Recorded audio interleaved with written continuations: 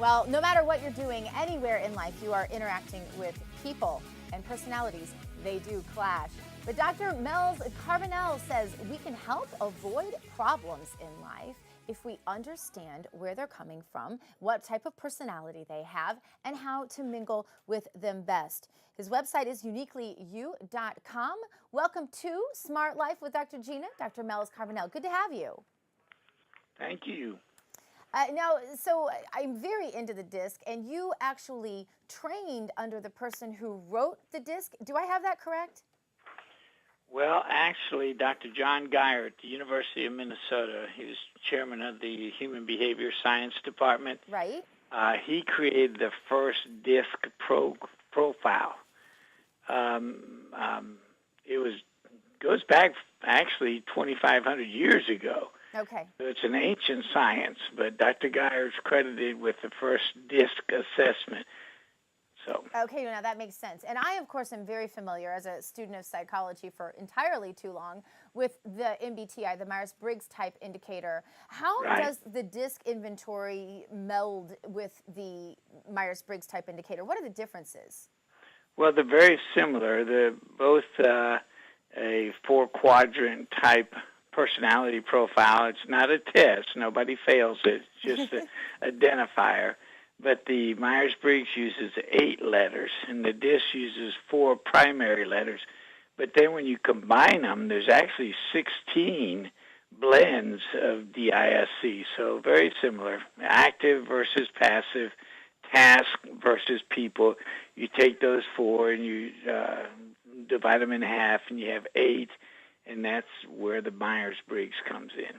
All right. And so the 4 quadrants essentially are dominance, influence, compliance, and steadiness. Now, those are massive oversimplifications of what we're really talking about here. But it is really important to understand how your primary relationships in your life, that with your husband, that with your children, that with your parents, that with your close work associates, and that with your friends, I would assume, how those personalities come to play.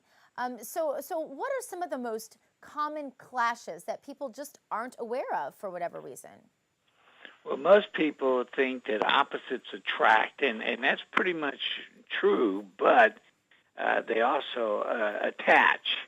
And so often the problems that we have in relationships is that we look for somebody to complete us, to fulfill us.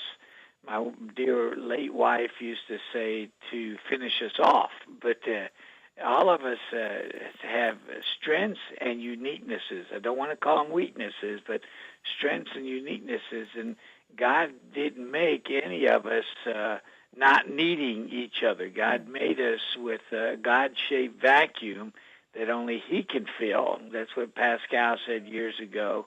But at the same time, when it comes to relationships, well, we look for people to fill those needs that we have inwardly, but it also causes a lot of friction and frustration. But when you understand this, you can appreciate your mate a whole lot more.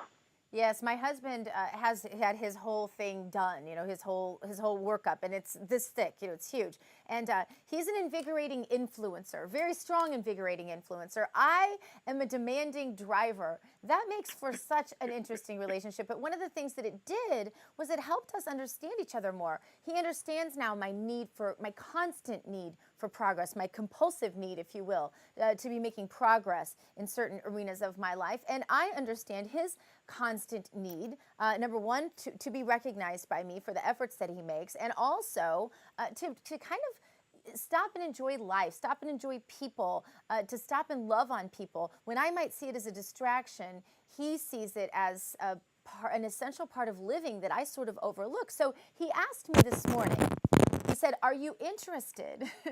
Are you interested in changing the fact that you have zero ability to stop and smell the roses? Are you interested in changing that about you? And I honestly can't say that I think that I am. But if I do want to change it about myself, Dr. Carbonell, can I? Well, I hate to tell you this, but I'm like you too. But God breaks the D-type. The D wants to control everybody, but the problem is they can't even control themselves. They're too intense. You They're can't tell too all my strong. secrets on television. No, go ahead. But the neat thing is that God uses that to make us a better person. God left us with lacks. He left us with empty places in our psyche and our emotions and will that he might fill, and he allows other people to help us fill it and learn from it. My late wife was a C type. She was a CPA, and she was a thinker type. I'd say, let's go to California. We'll get a map along the way. And she'd say, oh, no, we're not leaving until you go to AAA and we find out how much money we need and how many miles we're going to drive and all that stuff. So I appreciated that. The more I got to know her and the more I got to know my needs, my lacks. See, it's like Rocky Balboa. Remember the great philosopher Rocky Balboa? He said, Adrian's got gaps and I've got gaps, but together we have no gaps.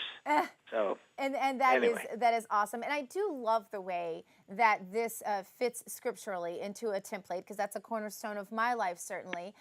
Tell us the personality types. Match them up, if you would, for us with characters in the Bible. I believe I read mine was most similar to Paul, which thrilled me because, of course, I love Paul. But what about the ones who aren't demanding driver, the calculating controller, the sensitive sustainer, and the invigorating influencer? Who are those personalities the most like in the Bible? Well, the influencers like Peter, he was always up front speaking, very excited, and when the chips were down, he denied the Lord. His emotions controlled him, and he said, no, I don't know, moi, not me. But then later, after the risen Christ revealed himself to Peter became a flaming evangelist, and God used him in a mighty way.